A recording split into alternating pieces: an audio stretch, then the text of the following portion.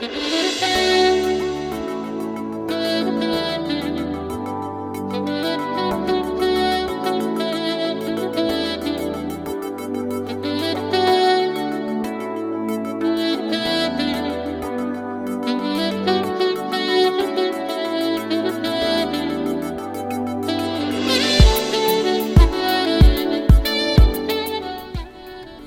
to Talking Points. My name is Dr. Stephen E. Gardner, and I'm here with a special topic today. One I believe that we all can relate to from time to time, especially if you're moving through life and things did not happen, things did not go according to plan. We all have experienced that. But sometimes those things that we go through are necessary stepping stones to get to where we're trying to get to. And so today's topic is entitled, When Your Vision Becomes a Vicious Nightmare. When your vision becomes a vicious nightmare. So let's delve into this and let's see what we can learn today about when your personal vision can wind up becoming a vicious nightmare. Here's a quote. Sometimes the unexpected mishaps turn out to be the stepping stones towards God's favor. I'll say that again. Sometimes the unexpected mishaps turn out to be the stepping stones towards God's favor. Well, here's a phrase, and we've heard this. This is a Scottish proverb about the best laid plans. And this phrase is translated from that Scottish proverb that says, the best laid plans of mice and men often goes awry. And that's true.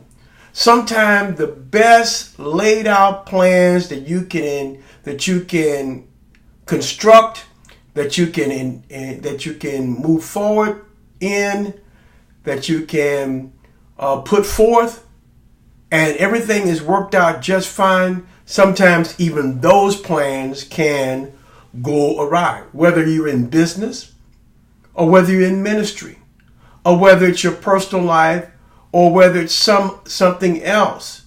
Sometimes the best laid plans go awry. And the idea is that sometimes in life, things, they just don't go often as planned. And I think a lot of times when we go through those kinds of things, especially people of faith, where, you may have heard or received a word from God and God told you, and then you're expecting things to run smooth. Well, I've got a wake-up call for you. Usually when God gives you something, things do not run smooth. Because why? There are factors involved. There are human factors involved. There could be some spiritual factors involved. There are factors that are involved. And so whether it's personal life, whether it's business or your workplace, or whether it's ministry, oftentimes that those things that you planned on doing do not go as it should. And we shouldn't be discouraged when these things happen. Yet we should be aware that things do pop out of nowhere. I'm reminded of Jesus when he was out there on the boat. We talked about this before, and all of a sudden there's a storm comes out of nowhere. And what was Jesus doing? He was laying there asleep. Yet they had endeavored to go over to the other side, and before getting to the other side, things happened. Things came out of the woodwork. Things began to unravel that challenged their position, that challenged their faith, and in some cases brought fear. Sometimes the unattended path is the process that leads to promotion. Let me say that again. Sometimes the unintended path is the process that leads to promotion. For example, when God had called Moses, and Moses found himself in a quagmire. There he was in Egypt, and all of a sudden he sees these two guys fighting and so on and so forth, and so he wound up having to kill somebody. And word got back, and word was on the street that, hey, this cat named Moses, he done killed somebody.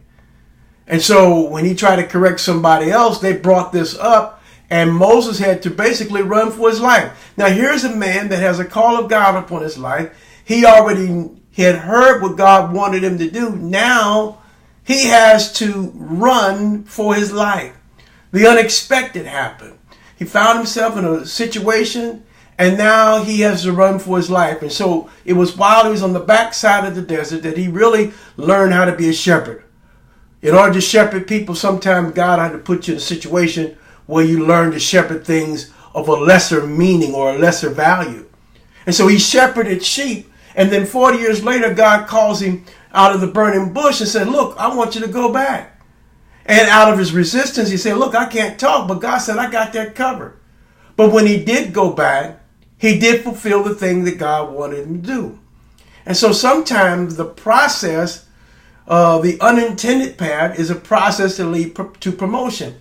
He had to go to the backside of the desert, be dealt with by God for 40 years, and dealt with by life. Sometimes we have a call of God upon our life. We have something that we endeavor to want to do, but we may not have the experience, or we may not have the education for it, or we may not have the maturity for it.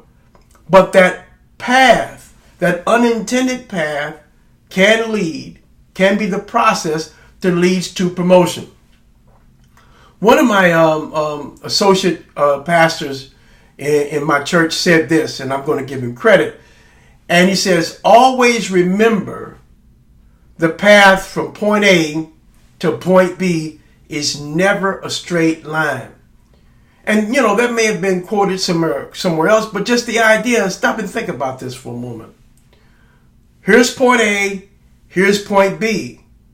And we're trying to get to this point, but the truth is, it's never a straight line. In fact, to get there, sometimes we have to go down and up and cross and detour, may have to circle back, or whatever the case it might be.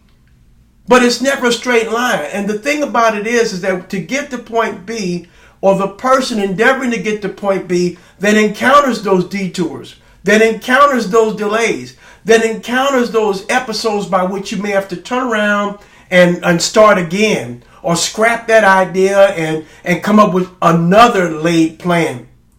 The thing that individual needs to have in order to achieve that goal of point B is to never, ever give up. We can never, ever give up. A lot of credit is given to the woman that touched Jesus' hem of his garment. But there's an aspect of her own makeup, her own constitution that we can learn from. She tried everything with the different physicians, and they didn't get any better, but it rather got worse. And she'd been dealing with this thing for 12 long years, according to the story you find there in the gospel. And yet we know that she came behind the press and touched the hem of his garment and was made whole. But no one ever talks about the fact that in spite of all that she had gone through, in spite of all that she was currently suffering, she never, ever gave up. She was just looking for what would come up next. What she said, well, look, I'm gonna write my own check. I'm gonna touch the hem of Jesus' garment, and I'm gonna be made whole. She never gave up on some way. And whether it's the light bulb, as we find that Thomas Edison did, or others, they never gave up on what they had endeavored to do. And sometimes these setbacks are not really setbacks, they're actually setups. And so we need to remember that as we move forward, when things do not go as planned, or when your vision becomes a vicious nightmare. Next point that I want to bring out here is to have faith in the process. Don't fret. Sometimes you have to trust that gut feeling that everything is going to work out all right. When you take an egg and you crack it open and you pour it onto the skillet, there's a process by which that egg becomes just runny yolk or or a gooey mess until it either becomes something that you can scramble or you can turn it over and it becomes something over medium or over easy or whatever you want it to be. That process is the heat inside the pan, depending upon how long you keep it in there and what the intent is. That process you have to trust.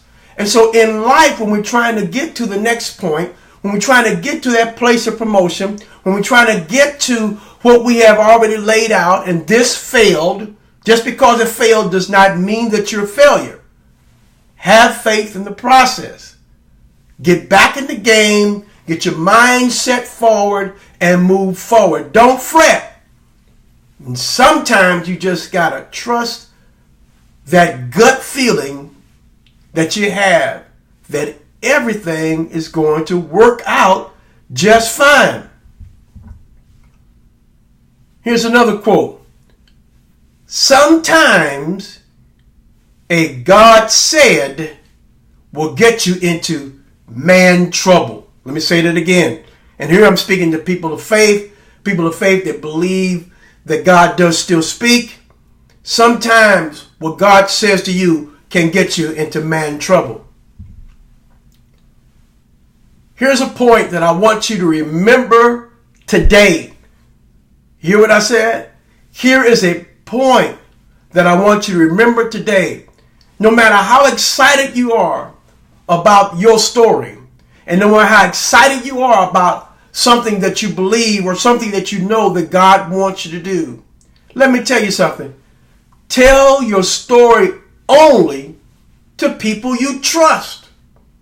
How many times has this happened that you regretted telling someone your plans, your goals, or vision? Either they didn't believe you or they tried to make you feel like you weren't capable of achieving success at it. Sometimes it could be a family member or it could be a common acquaintance. But the point is, tell your story only to a friend that you can trust.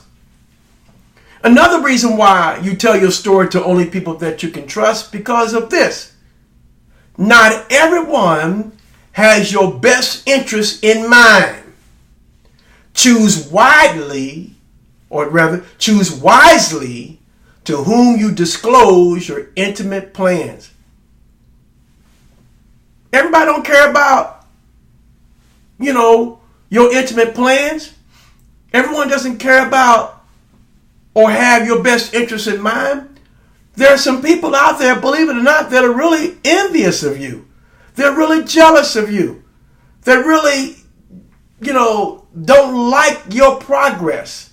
Because why? They could feel big. They may feel intimidated by it, or they may feel like that, who do you think you are trying to tell me that? And I remember when you were like this. And they may be still like that. But because you have moved on, come on, because you have moved on, you've changed your position and you changed your outlook, and now you're moving into a different plan and a different path that they've taken. They might be envious of your choices now. So not everyone has your best interest in mind. Not even in the body of Christ. Yeah, I said it. Not even in church. So choose wisely to whom you disclose your intimate plans. Now, some things we know are not meant for everyone to hear. That's my next point. Some things we know are not meant for everyone to hear. Jesus said, don't cast your pearl before swine. Now, why would Jesus say this? He went on to say that when you do, that they will rend you and come right at you. So there are things that you just don't disclose. Some people become very critical, or some people, will make you second guess, or they will try to make you doubt or change something that you believe and that you're already convinced about. Now, I'm not saying we should not be open to constructive criticism or positive feedback. But there is a difference between constructive criticism and positive feedback, and somebody that you really should not have told them that, because by you telling them that, They have now inserted a discouraging word to make you second guess or make you feel bad that you told them in the first place. Some things are not meant for everyone to hear. And true, Jesus said, don't cast your pearl before swine. And that's a true statement. Well, I want to talk today through the remainder of this particular episode. I want to talk about the story of Joseph and how this relates to how one's vision can turn out to be a vicious nightmare. Now, this is taken from Genesis 37, and I'm going to quote some of this. I'm going to read some of this, but I'm sure that as we begin to unpack some of the titles on the following slides, we all at one time or another can relate to how we felt when we were moving forward and things didn't happen according to as planned.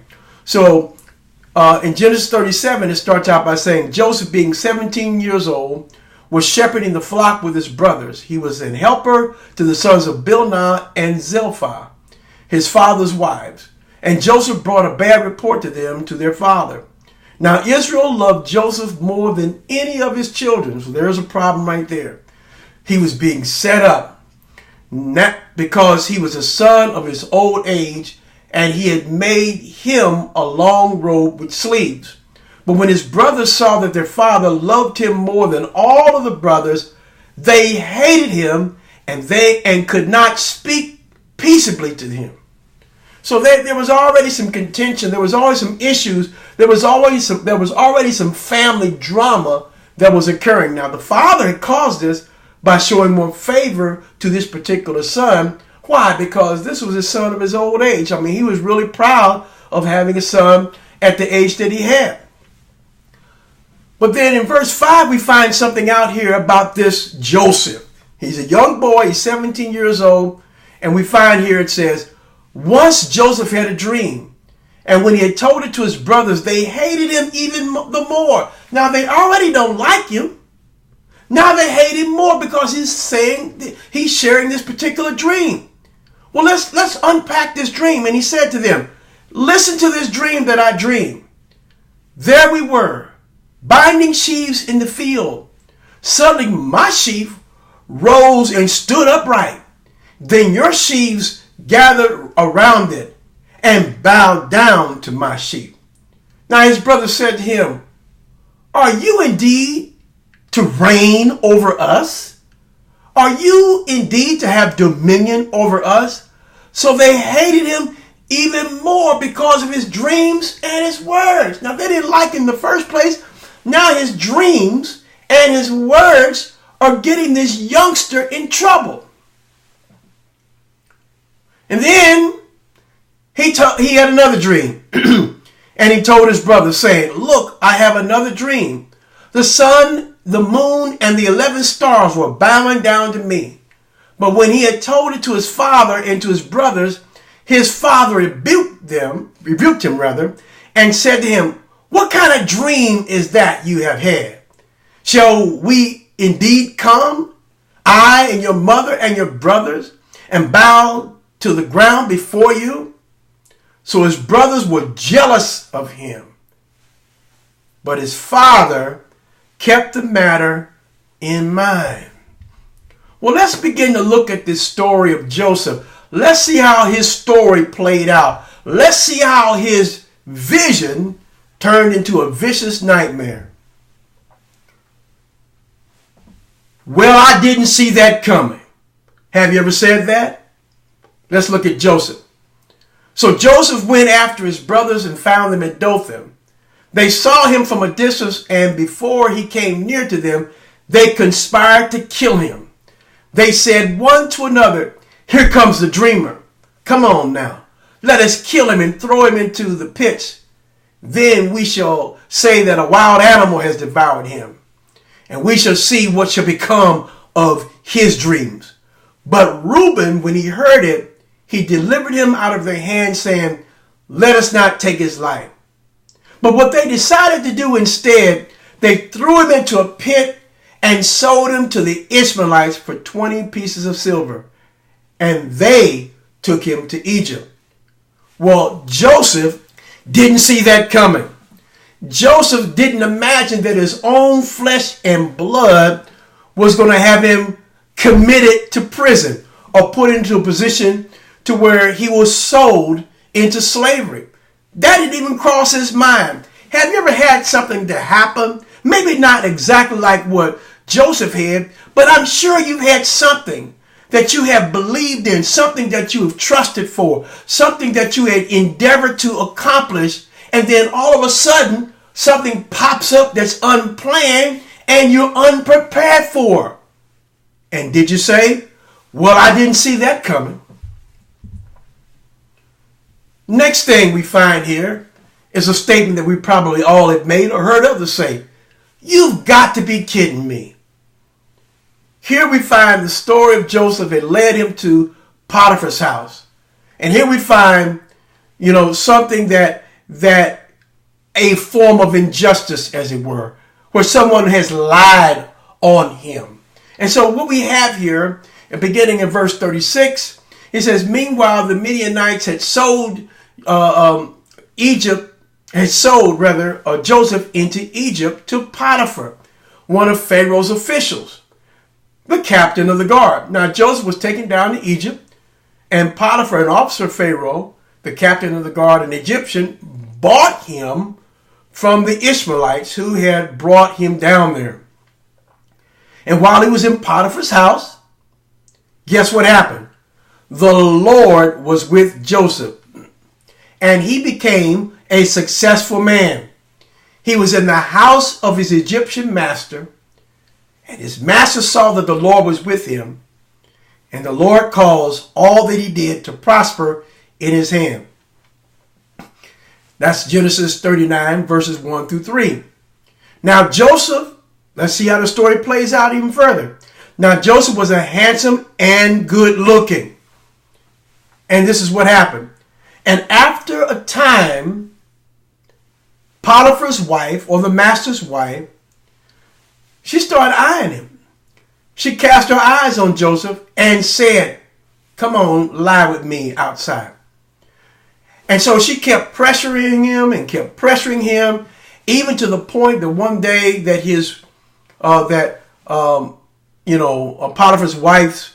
Potiphar's husband was going to be going on a journey.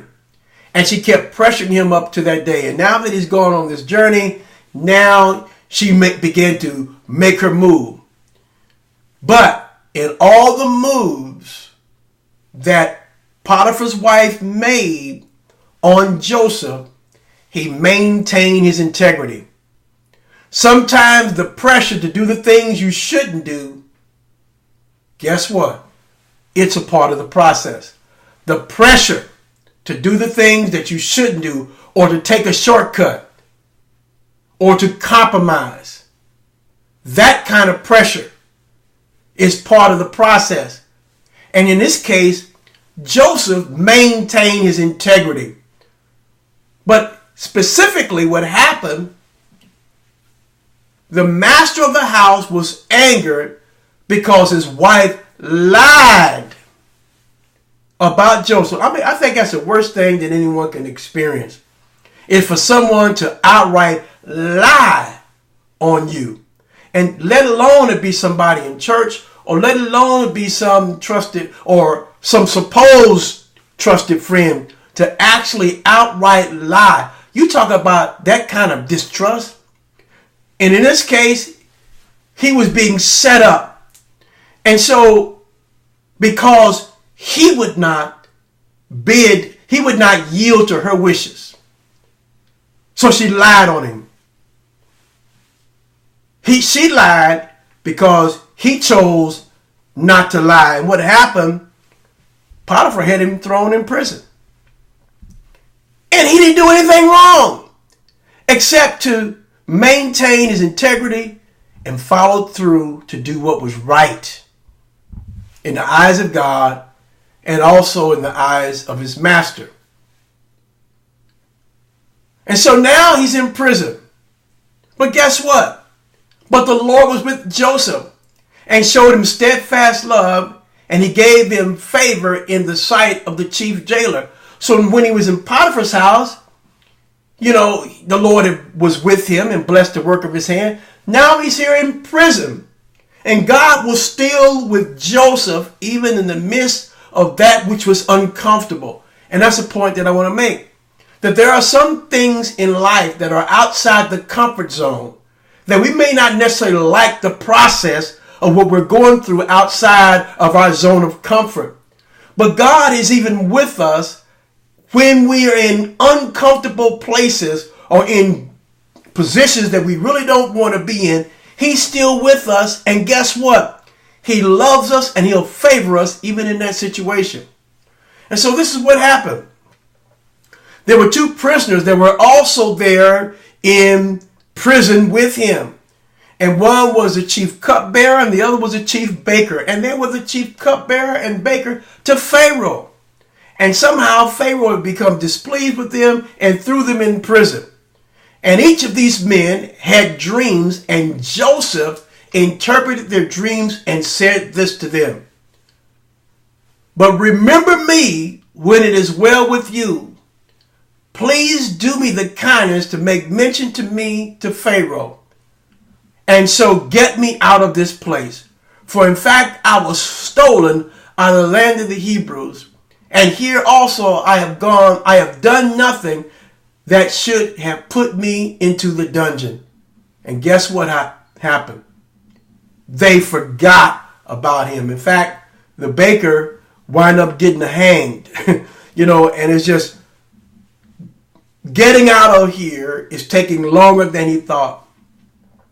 You ever felt like that you were in a job too long? Or you ever felt like that you were in some position too long? Or you ever thought like the process of achievement is taking too long, whether it be acquiring a degree or whether it be something else? That process of taking longer than you planned on is a necessary incubator to prepare you for promotion. And let's look at how things really turned out. What was meant for evil turned out for good. Now, after 2 whole years,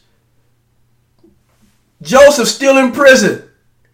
The cupbearer is out. The baker got out, but he got hung. 2 whole years, guess what happens? Pharaoh dreams a dream. Boom! And then the cupbearer remembered Joseph in prison. And I'm pretty sure that based upon this happening here, we have another common phrase that people of faith usually quote: how that your gift will make room for you. And that's true. Sometimes your gift will make room for you, or another passage said that your gift will bring you before kings. And so here we find that Joseph's gift did not tarnish even while he was in a tight spot. It did not peter out even though he was in prison. So let's read on. In Genesis 41, 11 through 14, it says, "We dreamed on that night." This is what the cupbearer said about Joseph. "We dreamed on that night, he and I, each having a dream with its own meaning. And a young Hebrew was there with us, a servant of the captain of the guard. When we told him, he interpreted our dreams to us, giving an interpretation to each according to his dream. And as he interpreted to us, so it turned out. I was restored to my office, and the baker was hanged. Then Pharaoh sent for Joseph, and he was hurriedly brought out of the dungeon." And the fact of the matter was, the result was that Pharaoh favored Joseph when he interpreted his dream and placed him over a substantial portion of his kingdom. And guess what? It was during that time that the dream that Joseph had as a youngster in his youth, that time that dream came to fruition.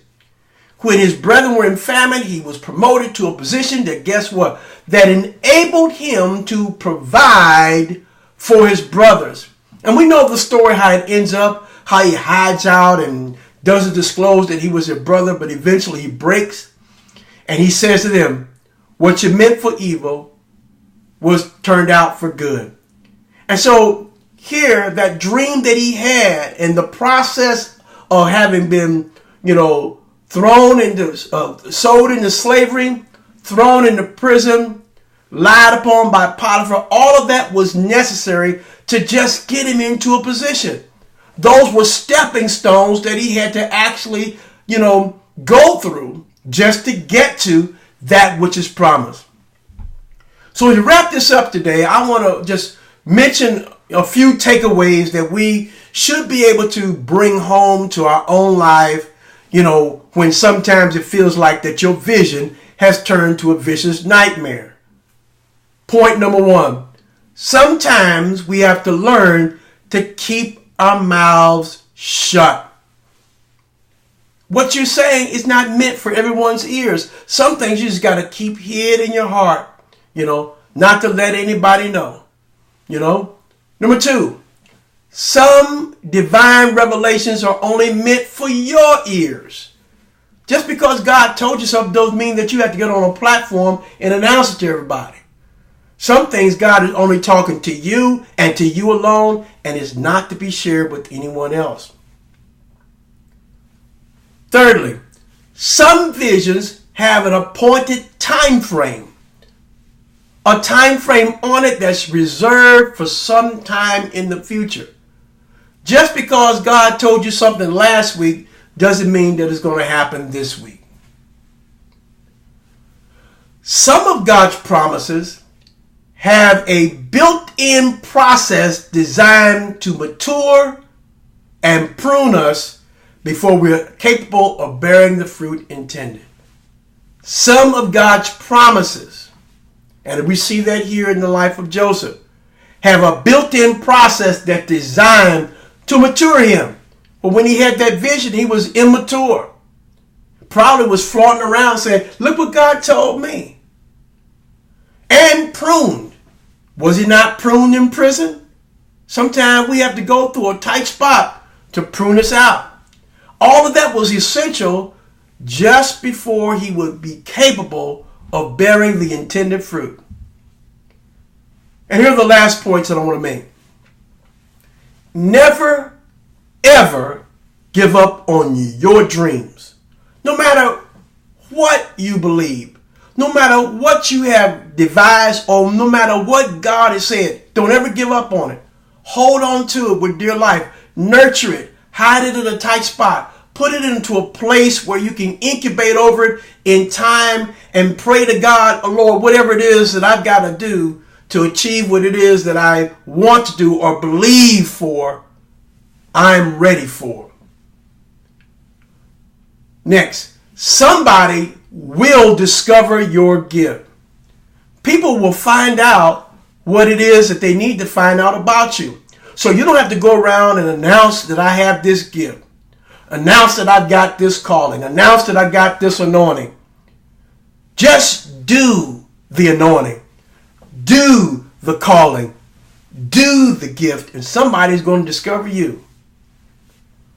What you considered as a setback may really be a setup. And that's a true statement. We see that here. Here's another one. Injustice always has a payday. No matter how things are done right now, how unjust things are done right now, and how long it seems for justice to roll around where an injustice has occurred, injustice always has a payday. Next point. Every worthwhile goal has a price tag. No matter how excited you are about the thing you want to accomplish, that worthwhile goal has a price tag. And we have to be willing to pay the price to obtain the worthwhile goal. And my last point that I want to share with you today, when you trust God through the process, your latter will be greater than the former. Well, I trust you've been blessed today by this particular topic where we're talking about when your vision becomes a vicious nightmare. And sometimes this happens to all of us. We just need to be prepared for it. And I trust the things you heard today will help you to stay in the game a little longer, to never give up on your dreams, to believe that God is with you, even when things are not as comfortable as you like for them to be. God bless you, and thank you for joining Talking Points. We will talk to you again real soon.